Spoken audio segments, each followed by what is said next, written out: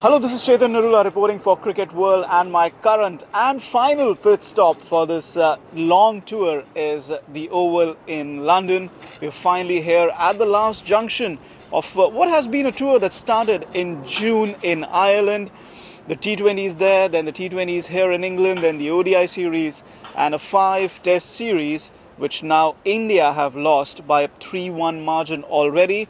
They went down in Southampton by 60 runs in the 4-test, which means that England have taken an unassailable 3-1 lead coming into this 5th test. There's still a lot to play for in terms of pride and rankings and bonus points, but we'll come to that. First, just taking a look back at what happened in Southampton. England collapsed, but Sam Curran has been such a needle in India's side that he once again scored a half-century in the first innings, rescued England, took them to 240 odd, and from there on, England were fighting throughout the game. Cheteshwar Pujara scored 100 in India's first innings, but then Moeen Ali, he came, took 5 wickets in the first innings, 4 wickets in the second innings. That's 9 wickets in total throughout the match. And India were just blown away. 2 collapses. They were heavily dependent on Virat Kohli in the final innings. In the second innings, in fact, he scored a half-century. Ajinkya Rahane scored a half-century. But apart from that, nothing much from the other batsmen, which has been India's problems really. And it was no surprise that despite taking 20 wickets again in Southampton, India lost that game. So a couple of points which have really come up throughout this series, which has really been the theme for India, is A, they have the bowlers to take 20 wickets in these conditions. The 3 pacers, Pandya, 1 spinner. It is a perfect balance for India, a perfect combination for India. But their batting, that's the second point, but their batting is totally dependent on Virat Kohli, who scored 500 runs. He cannot possibly do any more apart from scoring 500 runs in an overseas test series. But the other batsmen, they haven't really come to the party. Nobody even has 250 runs on board for this series, and I'm talking about the Indian batsmen. I think from the England side, we have Joss Buttler, who has 240 runs, but less than half of the runs from any other batsman, and that has been one key missing point for India in this series. The openers haven't done well. Pujara, so-so, got runs in the last 2 games. Rahane, so-so, got runs in the last 2 games. The first 2 matches, nobody put their hand up, and that was 2-0 there.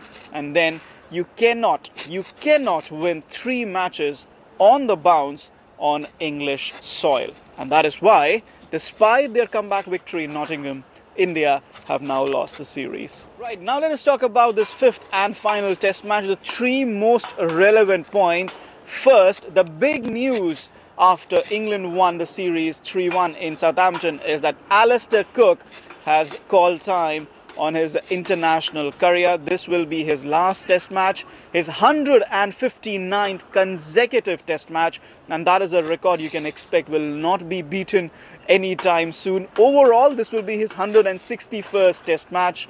It's been a series of poor runs, poor returns for Alastair Cook.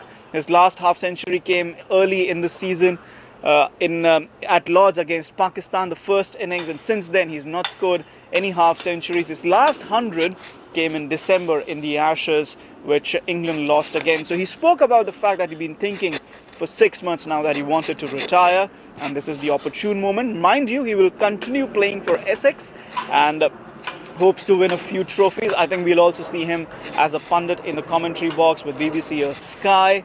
But it's a magnificent career that comes to an end. I had the fortune of watching him play for England. In fact, leading England to a series win in India 2012. He batted wonderfully in that series, led wonderfully as well. One of the highlights of his career, as he himself said so in the press conference on Wednesday. And also, it is the end of an era, really. You don't get such batsmen who are out there fighting in the middle, that contest between bat and ball. You don't find such batsmen nowadays in the era of T20 cricket.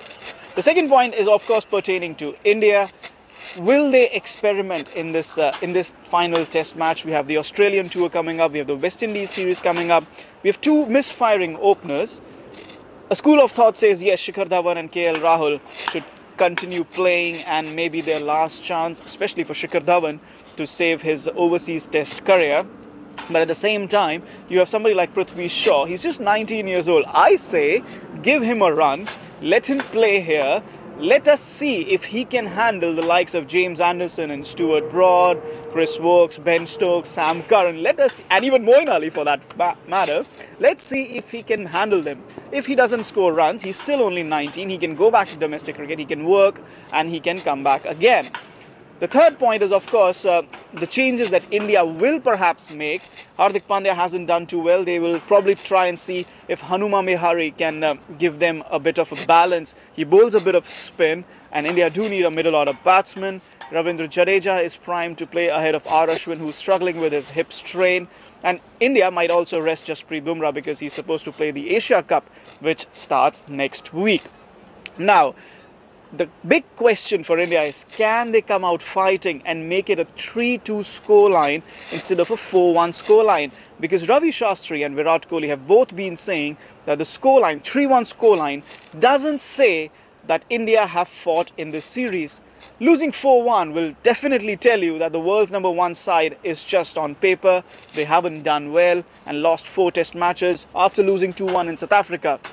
3-2 will in fact be a saving grace for India. Yes, indeed, they have fought in this series. But 5 years from now, 10 years from now, forget that. Even 2 years from now, we will not remember if India fought here when they lost 4-1. If they lose 3-2, we might still just remember.